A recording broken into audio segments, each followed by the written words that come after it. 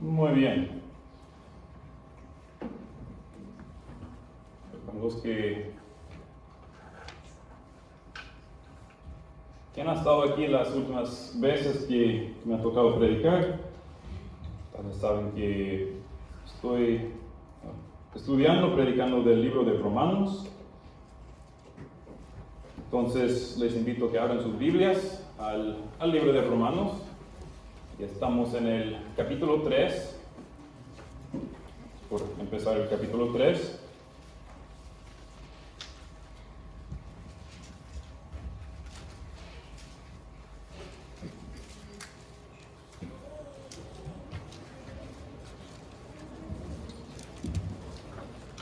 Y antes de empezar el capítulo, quiero hacer un breve repaso de algunas cosas de los primeros dos capítulos.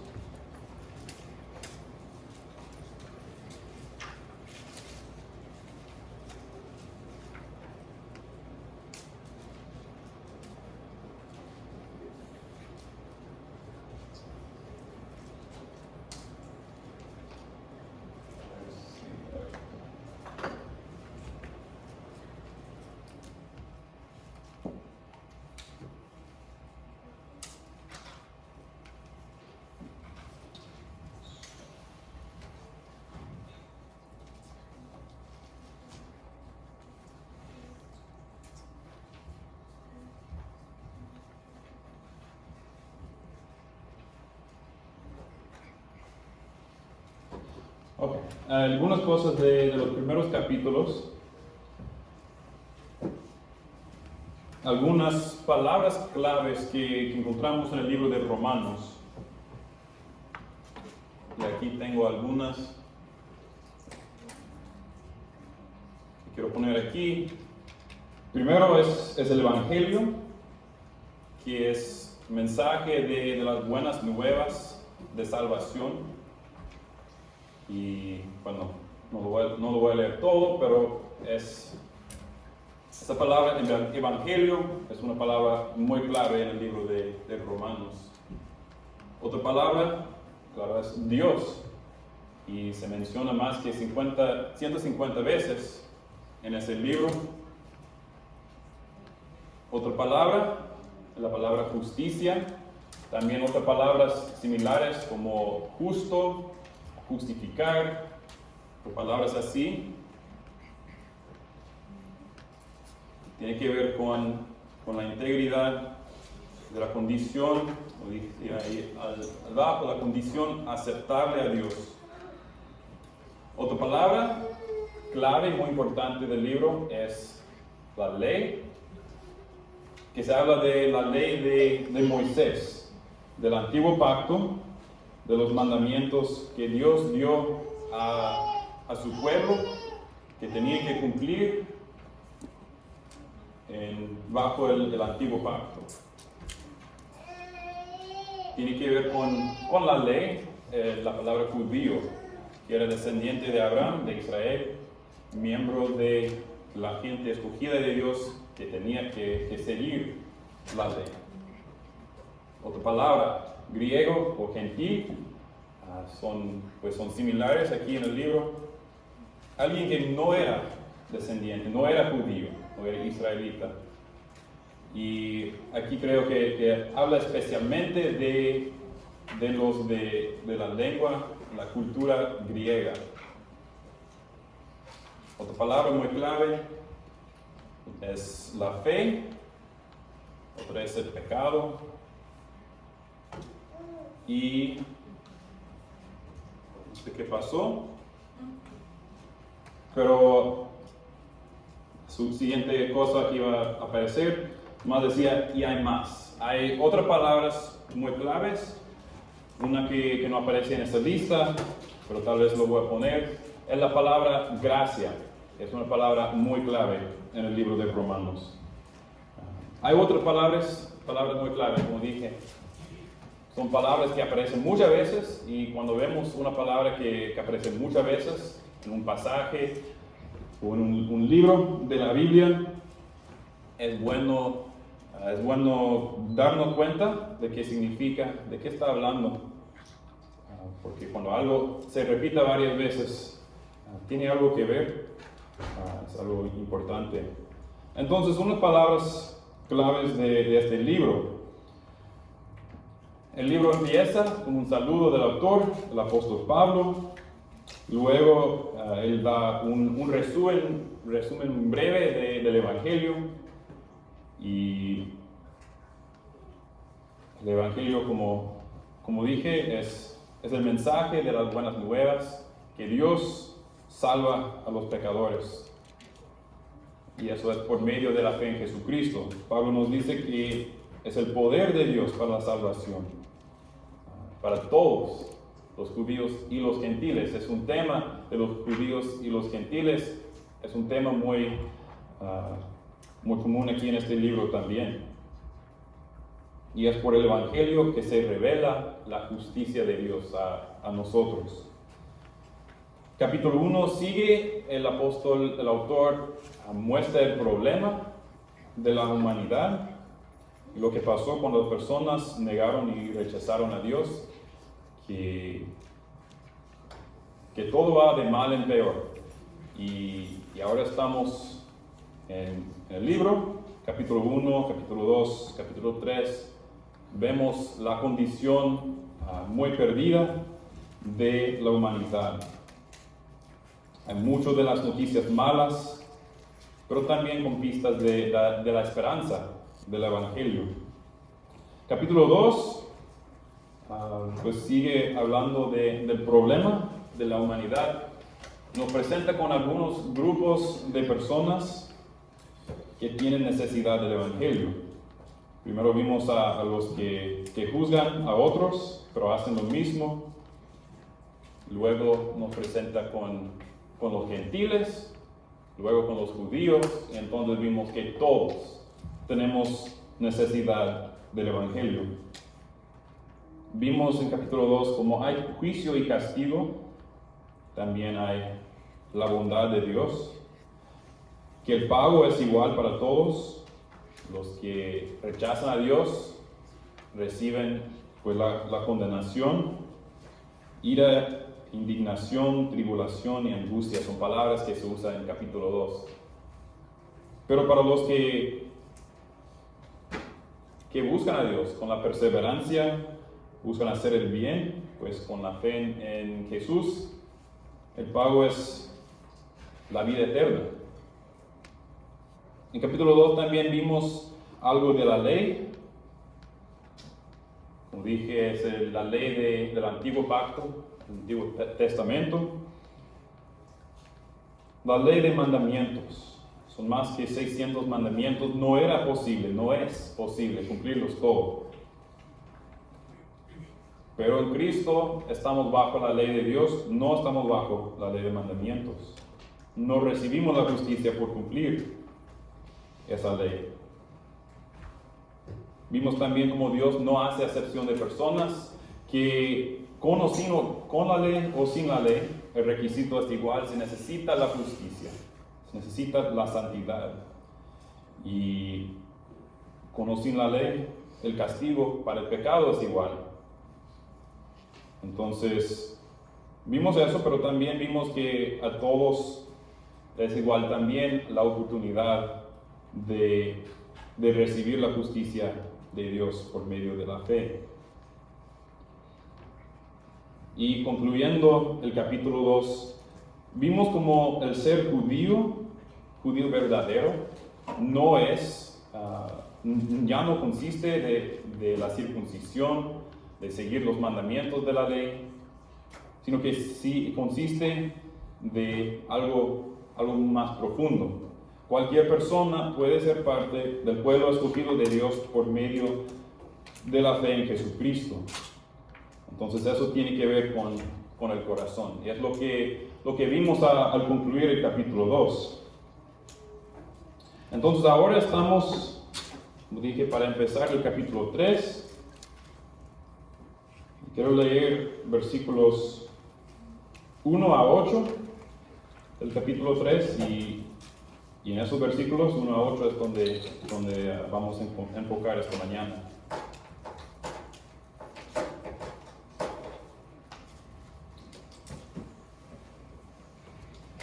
Y les invito a que se pongan de pie para leer estos versículos.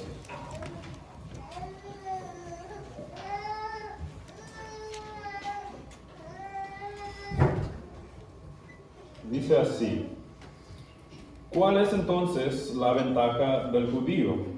¿O cuál es el beneficio de la circuncisión? Dice: grande en todo sentido. En primer lugar, porque a ellos les han sido confiados los oráculos de Dios. Entonces, ¿qué? Si algunos fueron infieles, ¿acaso su infidelidad anulará la fidelidad de Dios? De ningún modo. Antes bien, sea hallado Dios veraz, aunque todo hombre sea hallado mentiroso. Como está escrito: para que seas justificado en tus palabras y venzas cuando seas juzgado. Pero si nuestra injusticia hace resaltar la justicia de Dios, ¿qué diremos? ¿Acaso es injusto Dios, el Dios que expresa su ira? Hablo en términos humanos. De ningún modo, pues de otra manera, ¿cómo juzgaría Dios al mundo? Pero si por mi mentira la verdad de Dios abundó para su gloria, ¿por qué también soy yo aún juzgado como pecador? ¿Y por qué no decir, como se nos calumnia, y como algunos afirman que nosotros decimos, hagamos el mal para que venga el bien? La condenación de los tales es justa. Gracias, se pueden sentar. Bueno, estos versículos siguen con el tema de los judíos y pues son algunas cosas aquí poco complicados, poco difícil de entender tal vez.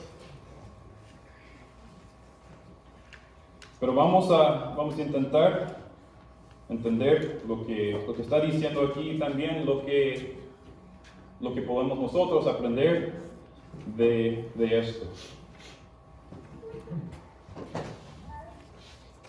Entonces, como dije, que sigue con el tema de los judíos, y es el tema del capítulo 2.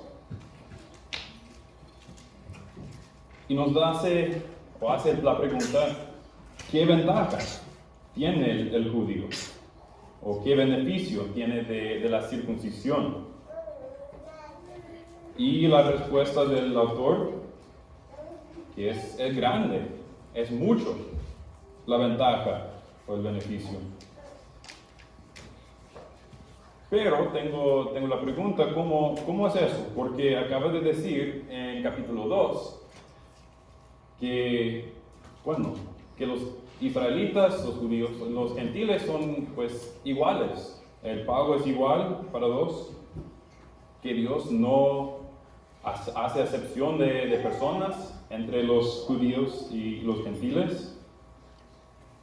También dice como el judío verdadero es el del corazón, no de la carne, de la circuncisión. Entonces, ¿cómo es que dice que ellos tienen ventaja o tienen beneficio sobre los gentiles?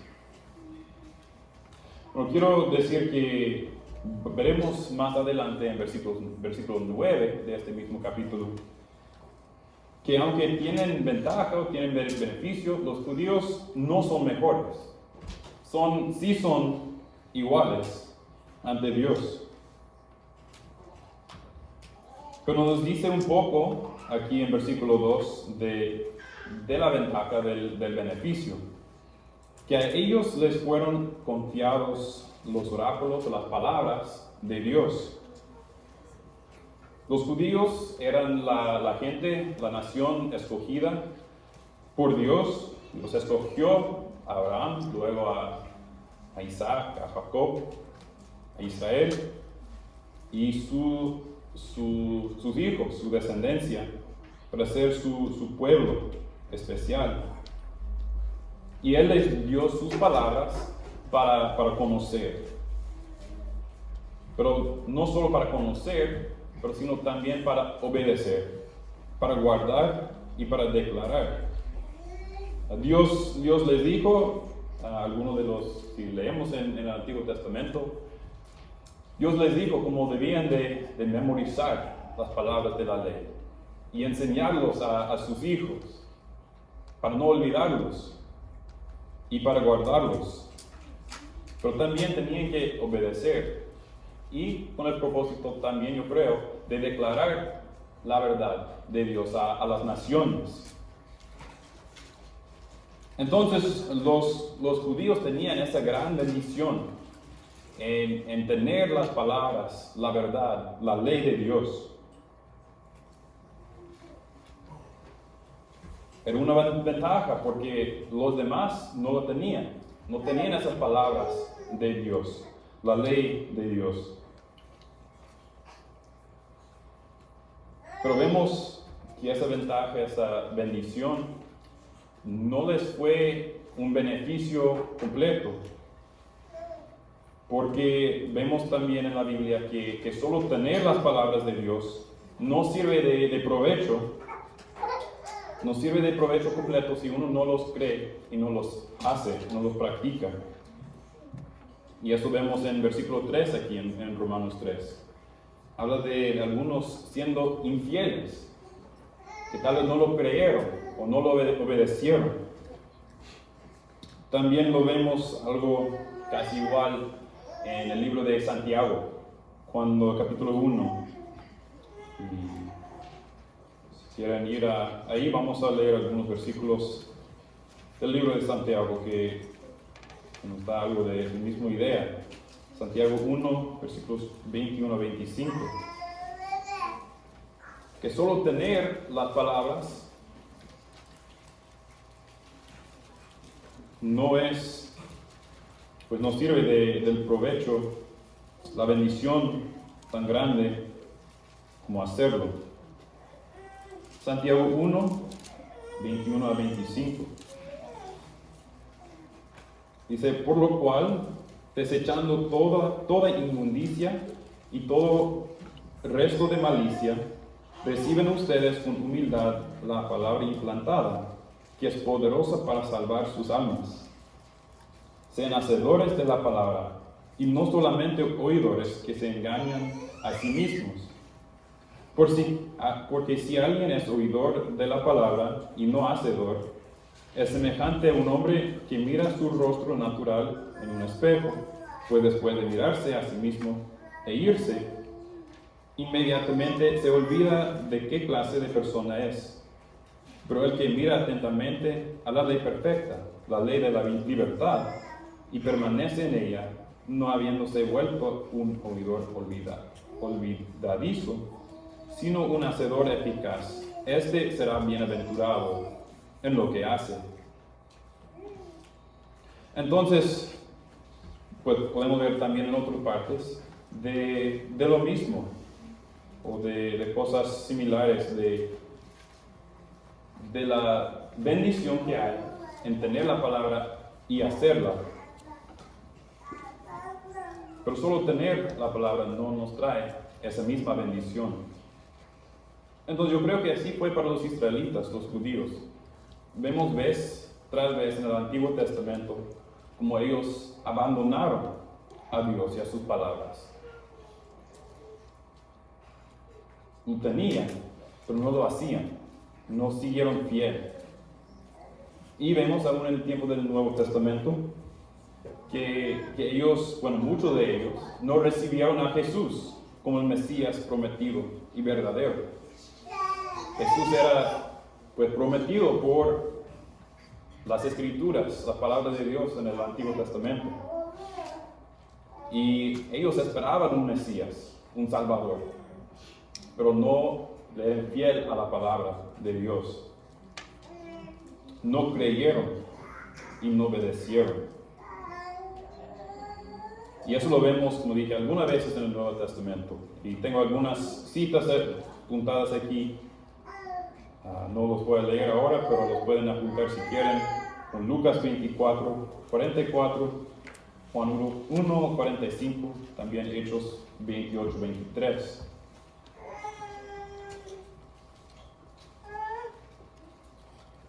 Y aquí en Romanos vemos eso, también en el capítulo 3, como dije, que los gentiles que hacen la ley, que obedecen la ley, son como la ley de Dios y tienen fe en Jesús, son judíos, son israelitas verdaderos. Entonces, la ventaja de los judíos no salvó a muchos porque no eran fieles, no creyeron, no obedecieron. Entonces, con esto quiero notar que para nosotros también yo creo es igual. Tenemos estas palabras de Dios, la Biblia, pues que es gran bendición, gran ventaja, pero ¿de qué nos sirve si no las creemos y si no las obedecemos? También si no las compartimos con otros. Entonces, algo que creo que podemos aprender de esos versículos, esa idea de la ventaja, la bendición que tenían los judíos, entender las palabras, los oráculos, como dice aquí, de Dios.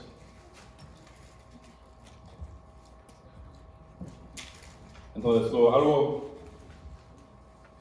como fue para ellos, pero también una lección para nosotros hoy día, como dice en Santiago, como acabo de leer.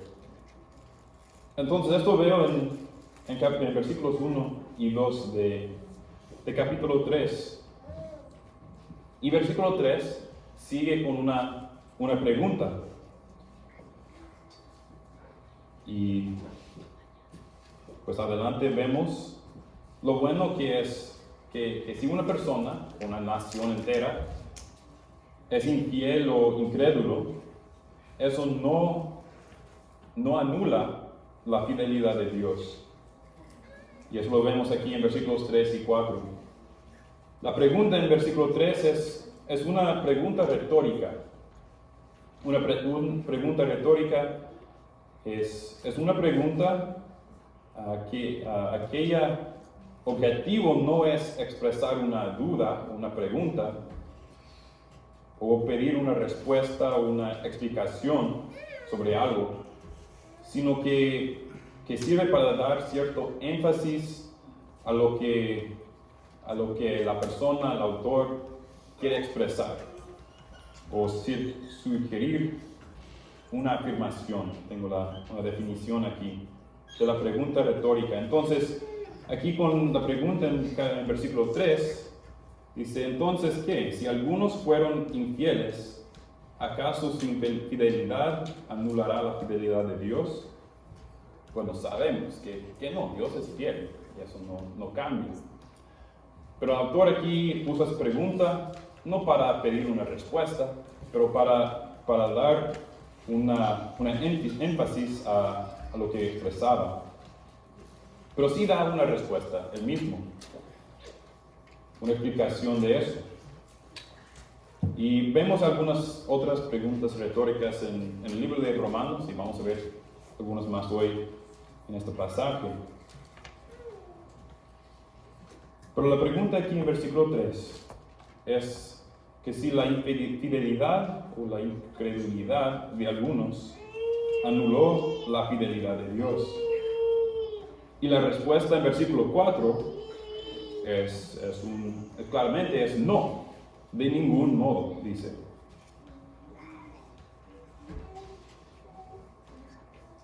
Muchos de los judíos no eran fieles, pero Dios permaneció fiel con su promesa y su plan.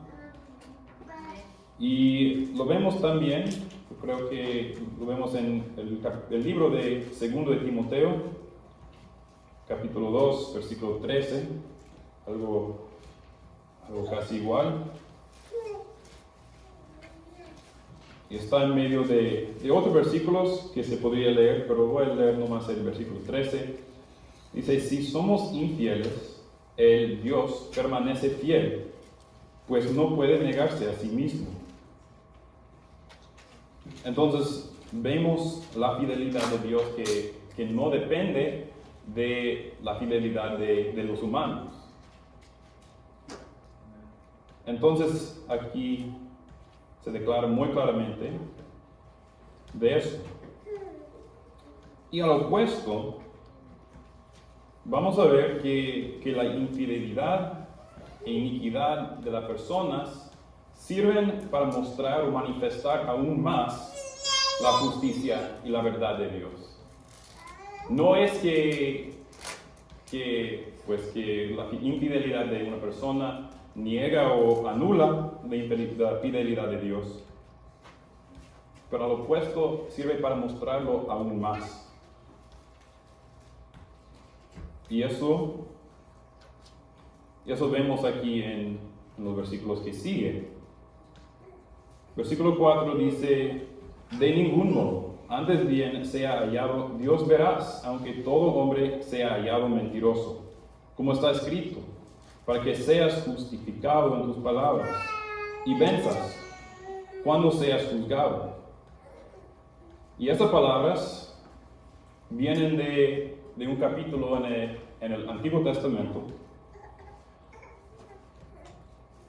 de Salmo 51. Y se me hizo muy interesante porque ya hace 2 meses que prediqué de ese capítulo también.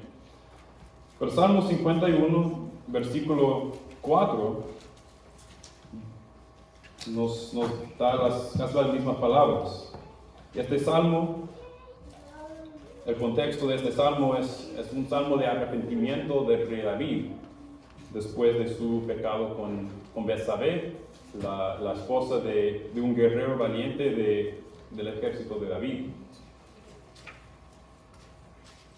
Y en este salmo, en su arrepentimiento, David escribió estas palabras en versículo 4. Dice: présteme atención, pueblo mío. Estoy en Isaías. Isaías 51 no es igual. Salmo 51, versículo 4. Dice: contra ti solo he pecado, hablando hacia Dios, y he hecho lo malo delante de tus ojos, de manera que eres justo cuando hablas, y sin reproche cuando juzgas. David reconoce y entendía que las palabras de Dios eran veraces y buenas y perfectas. Y cuando David falló, esas palabras, esa verdad de Dios permaneció perfecto. Y se mostró ser perfecto en contra del pecado de David. Esa idea también lo vemos en versículos, regresando a Romanos, versículo 5 y el versículo 7 nos da la idea de que el pecado, dice en versículo 5, si nuestra injusticia hace resaltar la justicia de Dios. Versículo 7, si por mi mentira la verdad de Dios abundó para su gloria. Hay algo aquí interesante, que cuando hay pecado, eso no borra la justicia de Dios, pero lo hace brillar aún más, lo hace resaltar aún más. Y podemos preguntar cómo es. Bueno, la palabra de Dios es perfecta y no cambia.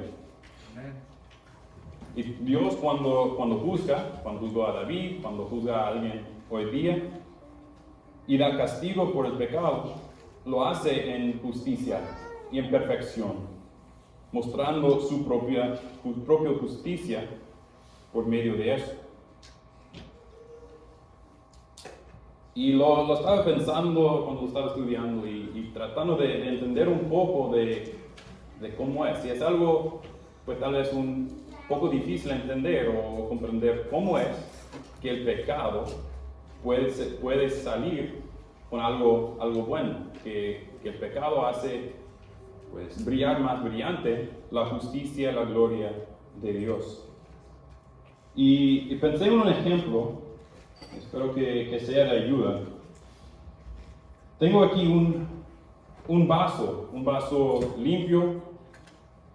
Pues creo que tomaría agua de este vaso porque es limpio.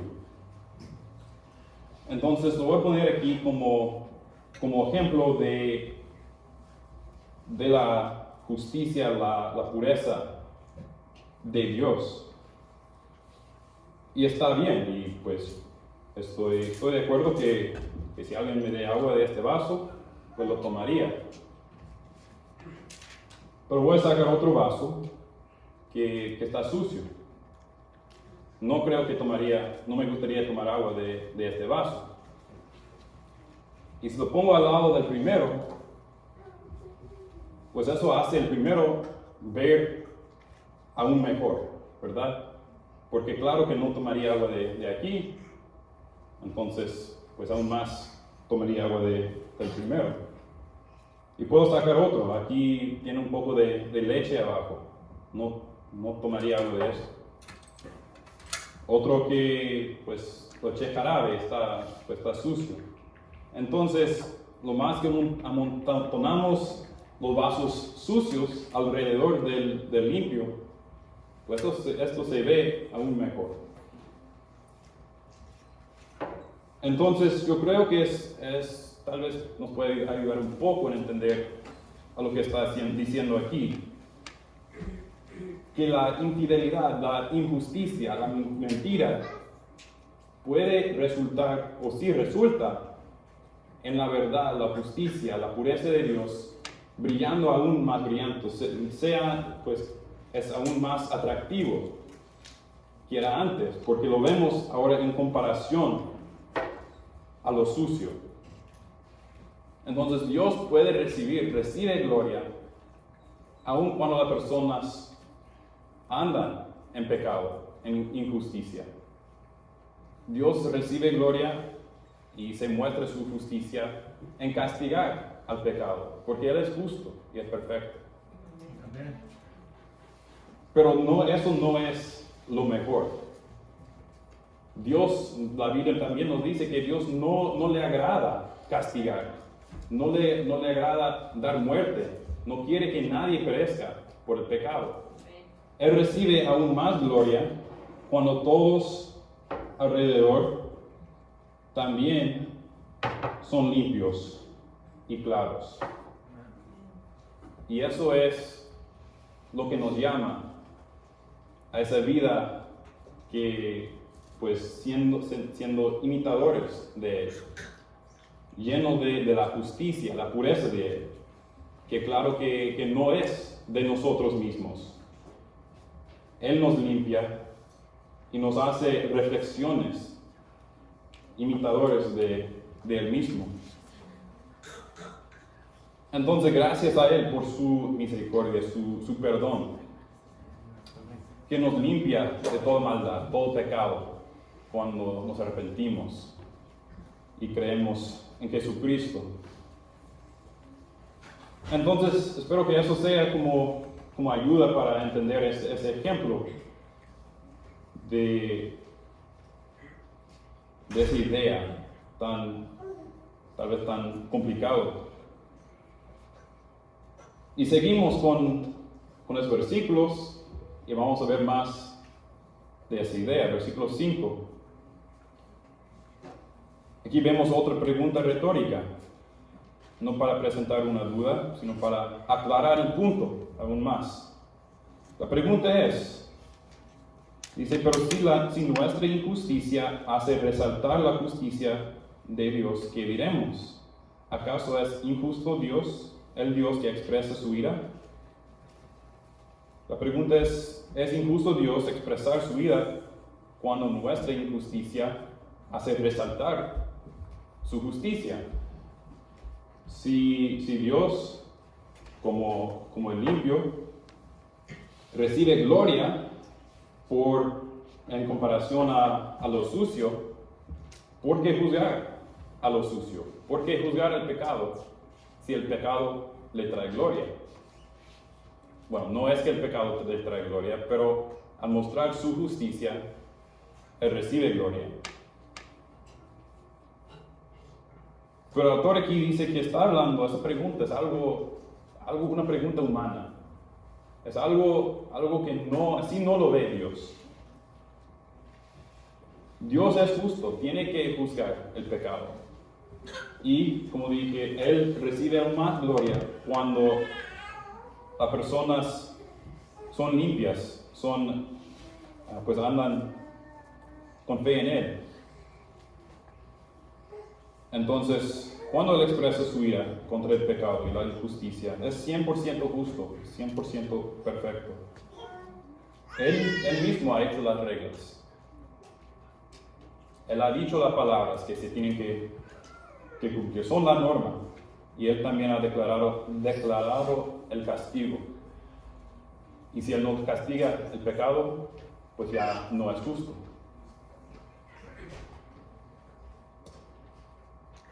Versículo 7, bueno, y eso es la pregunta o la cosa en versículo 6, dice que de otro modo Dios no podría juzgar al mundo si no fuera por su justicia. Versículo 7, vemos otra pregunta retórica, similar a la del versículo 5. Dice, si por mi mentira la verdad de Dios abundó para su gloria, porque también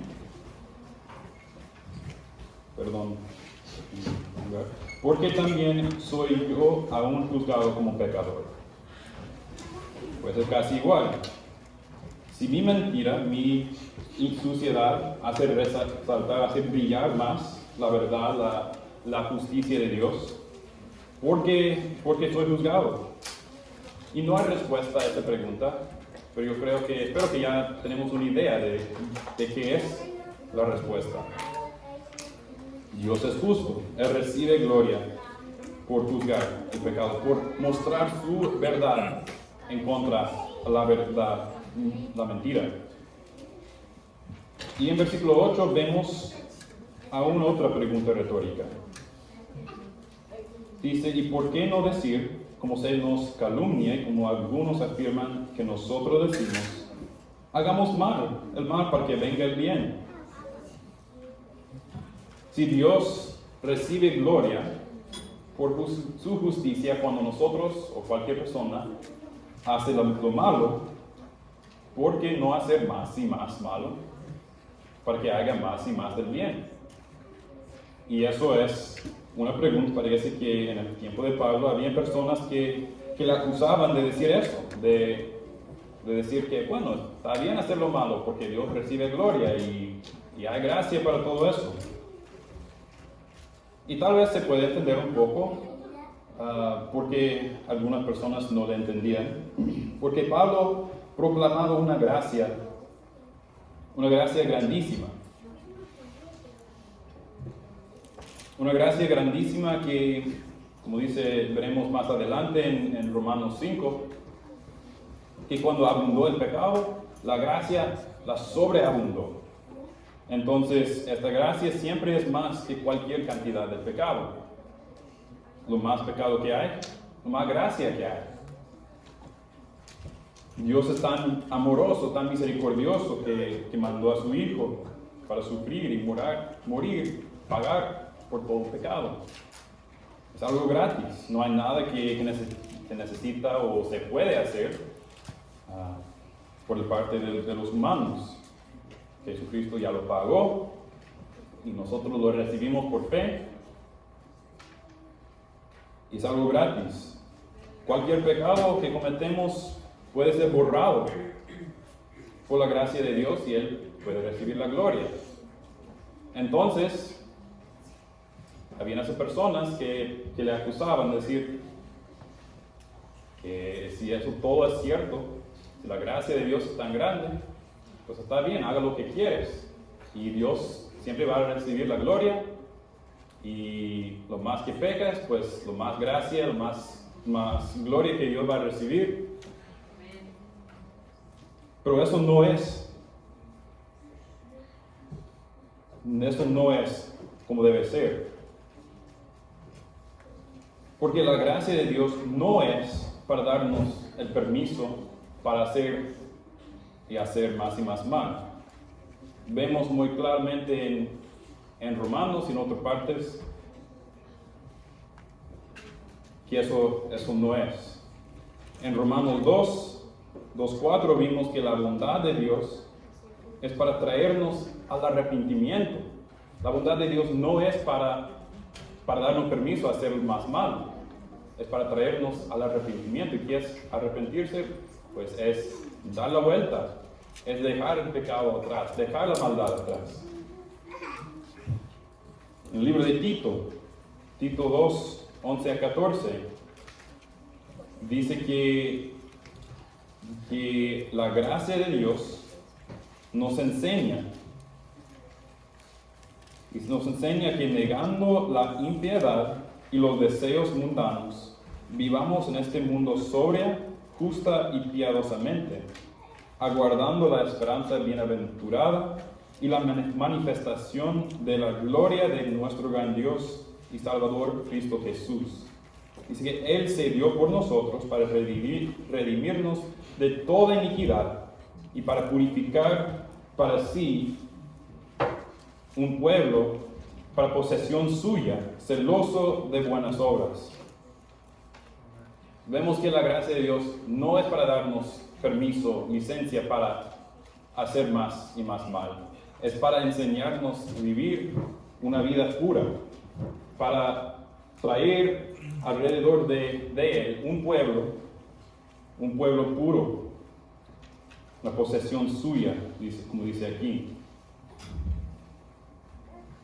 Entonces Pablo reconoció eso y afirmó que la condenación de las personas que la acusaban del otro modo era justa. Lo acusaban de eso, pero ellos no entendían. Pero para eso es la gracia de Dios. Entonces, para concluir, algunas preguntas para nosotros. En cuanto a estas cosas, bueno, ¿qué son algunas cosas que vimos? Primero y las preguntas después. Vimos al principio que los judíos tenían la ventaja de la palabra de Dios, por lo menos tenían esa ventaja, esa bendición, pero no eran mejores. Vimos que la infidelidad, la incredulidad de ellos no anula la justicia de Dios o la fidelidad de Dios.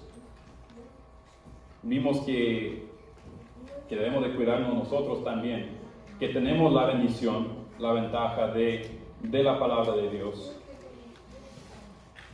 de ser hacedores y no solo oidores.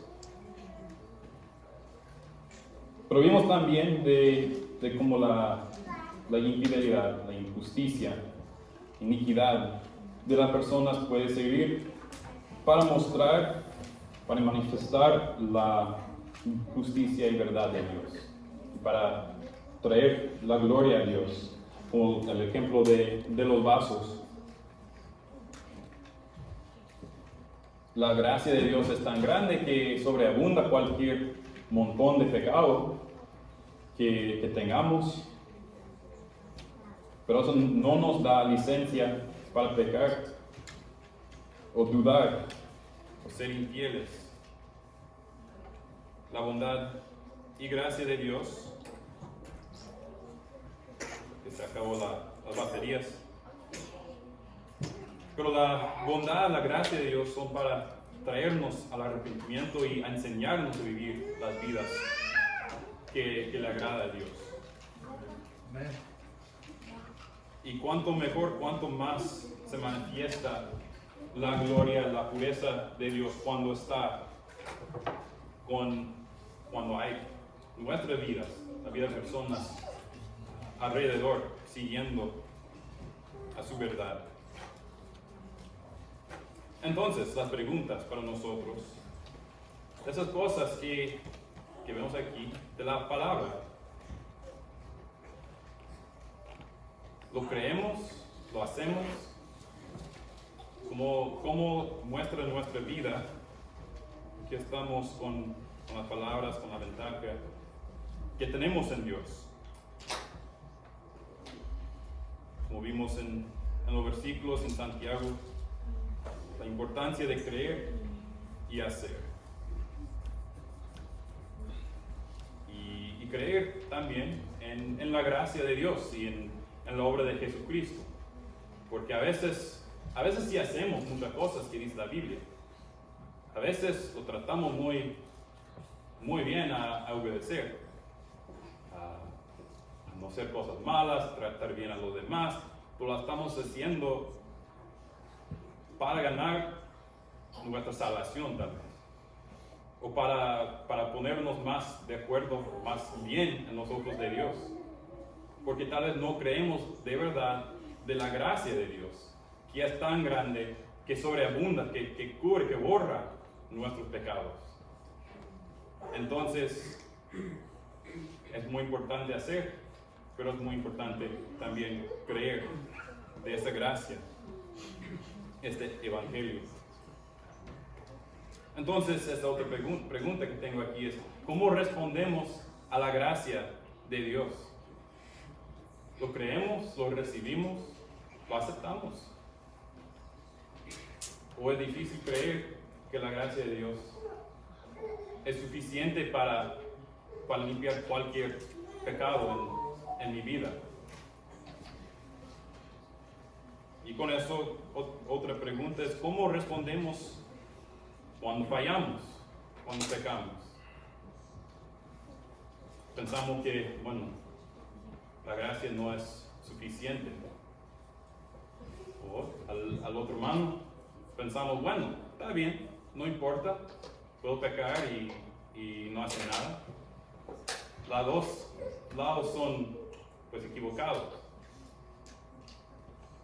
Cuando hay pecado hay que arrepentirnos, hay que estar tristes, contritos por el pecado, pero a la vez reconocer que la gracia de Dios es más que suficiente para limpiarnos y ponernos en relación con Él. Y todo esto, digo que todo esto es para mí también, porque yo también tengo mucho que crecer, porque a veces fallar o dudar en algo tengo que arrepentir, o a veces lucho con el orgullo, con criticar a otros en mi mente o en mi corazón.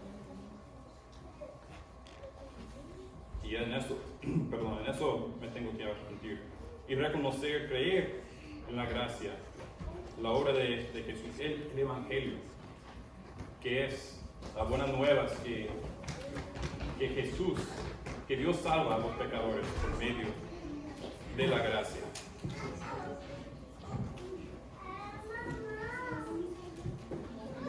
Entonces, los dejo con esas preguntas de cómo lo creemos, cómo respondemos. La gracia de Dios es tan grande, tan maravilloso. Hay que gozar, hay que agradecer a Dios por esa gracia. También hay que responder a esa gracia. La siguiente vez que me toque predicar, yo creo que vamos a seguir con capítulo 3 y vamos a ver más de los humanos y Dios. ¿Cómo son los humanos? ¿Cómo es Dios? ¿Y qué es lo que Dios ha hecho para nosotros?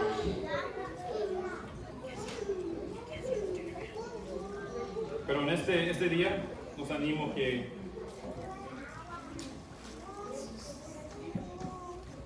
agradecemos a Dios por su gracia, que nos cuidemos bien, que con la pregunta ¿cómo lo creemos a la palabra de Dios?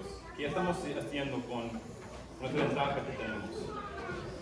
Y creyendo y respondiendo a la gracia de Dios, Bueno, gracias por su atención. Cualquier pregunta, cualquier duda, podemos platicar. Vamos a orar y luego quiero tener un tiempecito para testimonio si hay. No hubo tiempo antes en el servicio, entonces quiero tener un tiempo si alguien quiere compartir algo, un versículo, un testimonio, antes de despedirnos, pero vamos a orar. Padre Celestial, gracias por tu gracia, tu misericordia, tu palabra, tus mandamientos. Gracias por los ejemplos de que tenemos aquí en el libro de Romanos. Los judíos nos dan un ejemplo de algunos que no eran fieles, pero gracias por la oportunidad de aprender.